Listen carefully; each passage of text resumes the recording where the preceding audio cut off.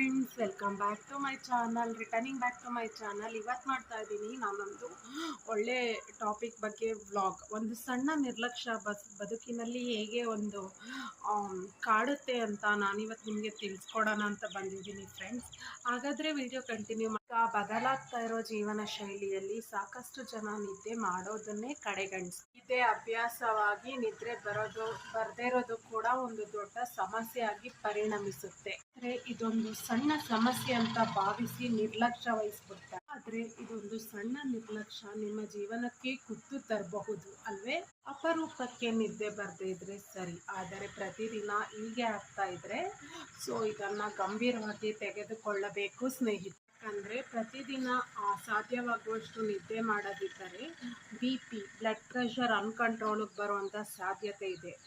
BP problem ಬರುವಂಥ possibilities ಆಗುತ್ತಂತೆ ಸ್ನೇಹಿತರೆ. ಹೌದು, ಇಷ್ಟು ದಿನ ಅತಿ ಹೆಚ್ಚು ಟೀ ಕಾಫಿ ಕುಡಿಯೋದ್ರಿಂದ, ಅತಿ ಹೆಚ್ಚು ಅಯೋಡಿನ್ ಅಂಶ ಮತ್ತು ಉಪ್ಪನ್ನು ತಿನ್ನೋದ್ರಿಂದ, ಮತ್ತು ವ್ಯಾಯಾಮ ಮಾಡದಿರೋದ್ರಿಂದ ರಕ್ತದೊತ್ತಡ ಬರುತ್ತೆ ಅಂತ ಭಾವಿಸಲಾಗಿತ್ತು. ನಿದ್ರೆಯ ಕೊರತೆಯೂ ಕೂಡ ಈ ಬ್ಲಡ್ ಪ್ರೆಷರ್ ಹೆಚ್ಚೋದಕ್ಕೆ ಕಾರಣವಾಗುತ್ತಂತೆ. ಸಮಯಕ್ಕೆ ಸರಿಯಾಗಿ ನಿದ್ದೆ ಮಾಡದಿದ್ರೂ ಬ್ಲಡ್ ಪ್ರೆಷರ್ ಏರುತ್ತಂತೆ. ನಿದ್ರೆಯ ಸಮಯದಲ್ಲಿ ದೇಹವು ವಿಶ್ರಾಂತಿ ಪಡೆಯುತ್ತೆ ಹಾಗೂ ರಕ್ತದೊತ್ತಡ ಕೂಡ ಕಂಟ್ರೋಲಿಗೆ ಬರುತ್ತಂತೆ. ಸರಿಯಾಗಿ ನಿದ್ರೆ ಮಾಡದೇ ಇದ್ರೆ ದೇಹದಲ್ಲಿ ರಕ್ತದೊತ್ತಡ ಜಾಸ್ತಿ ಆಗುತ್ತಂತೆ. ಅದು ನಿದ್ರಾಹೀನತೆ ರಕ್ತದೊತ್ತಡದ ಮೇಲೆ ಕೇಂದ್ರೀಕೃತವಾಗಿ ಅದು ಗಂಭೀರ ಪರಿಣಾಮ ಬೀರುತ್ತಂತೆ. ಅದು ದೇಹದ ನರಮಂಡಲಕ್ಕೂ ವ್ಯಾಪಿಸಿ ನರಮಂಡಲಕ್ಕೂ ಧಕ್ಕೆ ತರುತ್ತಂತೆ. ಹೃದಯ ಬಡಿತವನ್ನು ಡಿಸ್ಟರ್ಬ್ ಮಾಡಿ ಸಂಕುಚಿತಗೊಳಿಸಿ ರಕ್ತನಾಳಗಳನ್ನು ಎಫೆಕ್ಟ್ ಮಾಡುತ್ತಂತೆ. ರಕ್ತನಾಳಗಳನ್ನು ಡಿಸ್ಟರ್ಬೆನ್ಸ್ ಕ್ರಿಯೇಟ್ ಮಾಡಿ ಇನ್ನು ಅಧಿಕ ರಕ್ತದೊತ್ತಡ ಜಾಸ್ತಿ ಆದರೆ ಸ್ಲೀಪ್ ಅಪ್ನಿಯಾ ಎಂಬ ನಿದ್ರಾಹೀನತೆ ಒಂದು ಕಾಯಿಲೆ ಕೂಡ ಅಪ್ಪಳಿಸುತ್ತಂತೆ.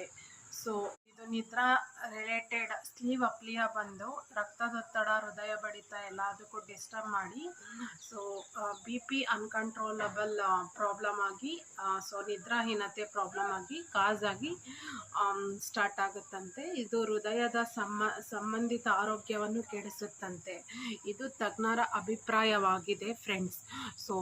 ನೀವು ಯಾವ ಮಾನದಂಡದಿಂದ ನಿಮ್ಮ ಆರೋಗ್ಯವನ್ನು ಸ್ಟ್ರೆಸ್ ಕಮ್ಮಿ ಆಗಿರಬೇಕು ಮತ್ತು ಸೂದಿಂಗ್ ಆಗಿರಬೇಕು, ನಿಮ್ಮನ್ನು ನೀವು ನರ್ಚರ್ ಮಾಡ್ಕೋಬೇಕು, ಸ್ಟ್ರೆಸ್ಸು ಮತ್ತು ಸೌಲ್ಫುಲ್ ಲೈಫು ಇದನ್ನೆಲ್ಲ ಲೀಡ್ ಮಾಡೋಕ್ಕೆ ಟ್ರೈ ಮಾಡಬೇಕು. ಆದಷ್ಟು ನಿಮ್ಮ ಮೇಲೆ ನೀವು ಕಂಟ್ರೋಲ್ ತಗೊಳ್ಳೇಬೇಕು. ಇದನ್ನು ಆರೋಗ್ಯ ರಿಲೇಟೆಡ್ ಮಾಹಿತಿನ ಇವತ್ತು ಕೊಟ್ಟಿರೋದು ನಿಮಗೆ ಆಗಿದೆ ಅಂತ